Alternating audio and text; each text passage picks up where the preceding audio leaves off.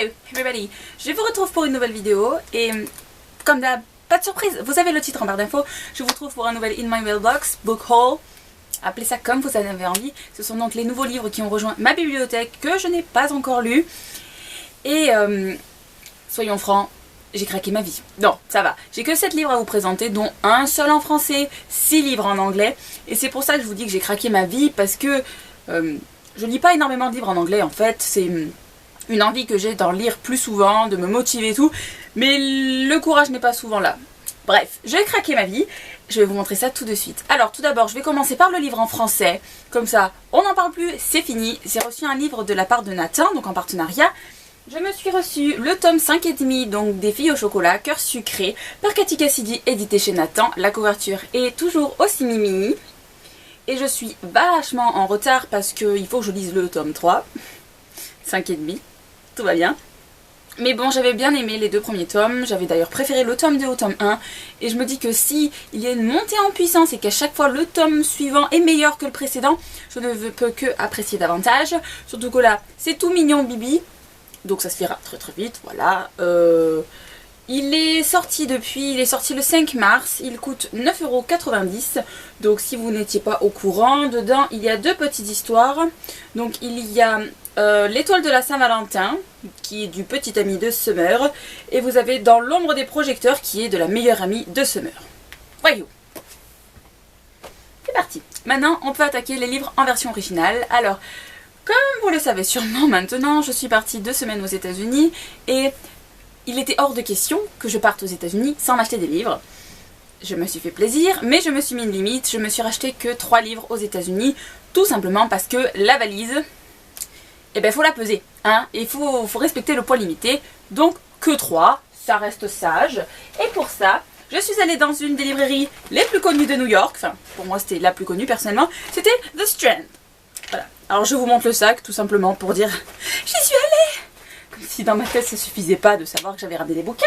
Alors tout d'abord je me suis pris un one shot qui me faisait énormément parler. En fait il me donnait envie. Je me suis pris le Tumble and Fall par Alexandra Coates, je sais pas comment on dit, édité chez Squarefish.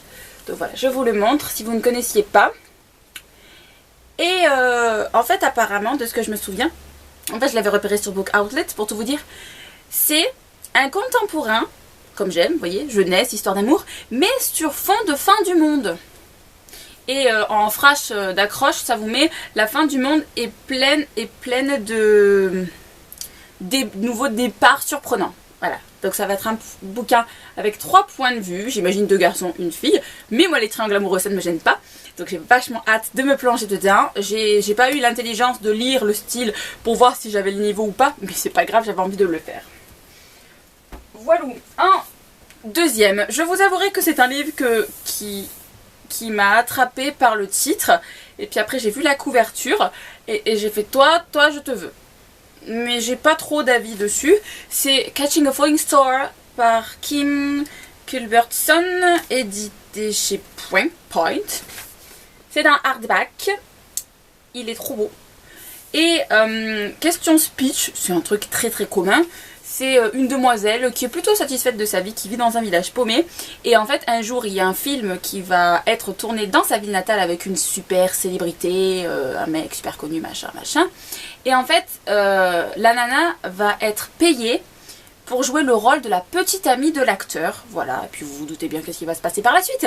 Mais il n'empêche que physiquement, je l'ai trouvé beau, le titre m'a plu, le résumé me laisse entendre que je vais passer un bon moment, et c'est clairement tout ce que je demande pour une lecture. Sachant que j'ai repéré que pour les young adultes, j'ai un peu de mal à me plonger dans l'univers fantastique avec les descriptions de créatures surnaturelles et d'action. Donc pour l'instant, je me consacre particulièrement sur tout ce qui est contemporain romance. Voilà. Et ensuite, le dernier, mais vraiment pas des moindres, donc de New York. Je me suis pris un livre qui me faisait envie clairement depuis au moins 2 ans. Je ne l'avais jamais franchi le pas, je me disais toujours oh je le commanderai plus tard, Et puis là du coup à la librairie il était à 3 mètres de hauteur, j'ai dû escalader une échelle et tout mais je suis allée le chercher, pour moi c'est comme si j'avais attrapé la lune clairement. Je me suis pris le Between the Lines par Jodi Picoult et Samantha Van Leer. En fait en gros c'est la mère et la fille, voilà.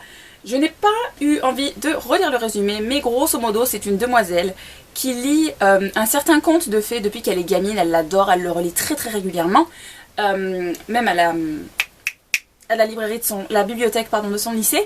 Et en fait il s'avère que elle va se mettre à parler avec le personnage principal et ils vont avoir une relation particulière tous les deux, et je crois que le mec va lui demander de sortir du livre pour qu'il vive vraiment son destin parce qu'il en a marre de vivre tout le temps la même histoire. Je ne sais plus exactement, mais le résumé m'avait trop donné envie et j'ai trop hâte. Et il est hyper grand, il est beau, il est splendide, et là aussi c'est un hardback, donc j'ai qu'une hâte, c'est me plonger dedans. Et puis je viens de me revoir que dedans c'est écrit en couleur et il y a des dessins au milieu, donc c'est trop cool. Et je vous ai pas dit, la maison d'édition c'est chez Emily Beslow Books, Atria, Simon Pearls, il y a des trucs partout en fait, donc je vous laisserai regarder sur internet, ce sera plus simple, et vous aurez en barre d'infos le nom des bouquins bien évidemment. Voilà, alors ça, ce sont mes craquages de New York, et maintenant je vais vous montrer les 3 livres que je viens tout juste de recevoir dans ma bibliothèque. Il s'agit en fait de 3 livres que mon frère m'a gentiment offert. Donc c'est des livres que j'ai commandés sur Amazon, dans la partie Amazon Occasion. Il y a un site notamment qui s'appelle Better World Book, je vous l'écrirai quelque part. En fait c'est une ancienne bibliothèque qui se trouve dans l'Indiana et qui revend les livres de la bibliothèque pour un prix mais de folie quoi. Pour les 3 livres que j'ai commandés ça m'a coûté 1,51 €, c'est précis. Et par contre j'ai eu 9 € de frais de port parce que c'est 3 € par livre. Mais c'est pas grave, je viens tout juste de recevoir, je vous montre ça, ça vous donnera un avis en même temps. Alors tout d'abord, je vous montre celui qui est dans le moins bon état. Je me suis pris un livre de Jennifer Eccles, The One That I Want. Et du coup je vois absolument pas la maison d'édition, mais bon c'est quand même pas le plus important pour vous, on s'en fout en fait. Chez Simon Pearls, encore. Voilà, la cover m'avait trop plu et puis j'ai l'impression que ça va être un one shot là aussi. Donc voilà, en fait sur le côté vous avez les scotch de la bibliothèque, vous l'avez là-haut. Là ils ont mis un tampon. Clairement, je sais plus combien je l'ai payé, j'ai dû le payer 50 centimes. C'est quand même pas la mort, il est pour 50 centimes, je trouve qu'il est en très très bon état. Si par contre j'avais dû payer moitié prix, ça m'aurait fait hein, ça m'aurait gonflé. Donc voilà, je trouve que globalement il était en bon état. C'est vrai que la tranche était un peu pliée, mais ça va. Il y a du scotch partout, bref. Ça aurait pu être pire clairement, je me languis de le lire, il fait 280 pages je crois, un truc dans le genre. Ils sont tous très très petits, je vous avoue, je suis assez surprise, mais c'est pas grave, j'apprécierai. Voilà. Ensuite, le livre numéro 2, qui est le meilleur des 3 questions état, je trouve, c'est un livre de Jenny Han, c'est le seul qui me manque dans toute sa collection. Je me suis pris Shug, qui est édité chez Aladdin Mix. Donc Shug, qui est une histoire avec... Ça a plutôt l'air d'être du middle grade, mais c'est Jenny Han. Comment voulez-vous que je passe pas par la case j'achète ce bouquin? Surtout que, voyez comme il est beau, il est nickel, il a pas de tampon, il a pas de scotch, il a rien. Il m'a coûté 1 centime d'euro. Et c'est le meilleur en état des 3, c'est à n'y rien comprendre, je vous l'accorde. Mais bon, faut dire que ce livre n'est pas super connu aussi, donc il n'a pas dû être lu énormément.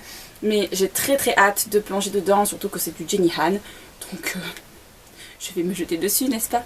Voilà. Et ensuite, le dernier livre de la vidéo, mais pas des moindres, parce que c'est à cause de lui que j'ai fait ma commande pour Better World Book. Il s'agit d'un livre qui a pas mal fait parler de lui sur la blogo américaine, mais pas trop en France. Et puis il date d'il y a plusieurs années maintenant. C'est The Ghost and the Gods par Stacey Cade, édité chez Hyperion. Hyperion! Je savais pas, je suis contente, j'en voulais un de cette maison d'édition. Donc il ressemble à ça, c'est un livre, c'est une série qui fait 3 tomes et je pense que c'est assez limpide. La fille Pom Pom Girl hyper connue est devenue un fantôme et la seule personne avec qui elle peut parler c'est le gothique du lycée. Et puis en fait à ce que j'ai compris ça devient son ange gardien ou je sais pas quoi. Ça va créer des situations assez marrantes je trouve. Il est fin, je pense, j'avais lu une page ou 2 je crois et j'avais trouvé ça assez simple à comprendre. Donc j'ai très très hâte de me plonger dedans. Voilà.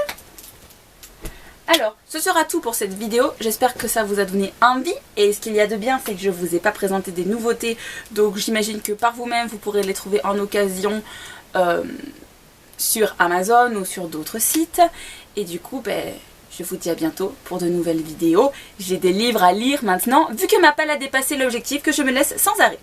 Voilà, ciao.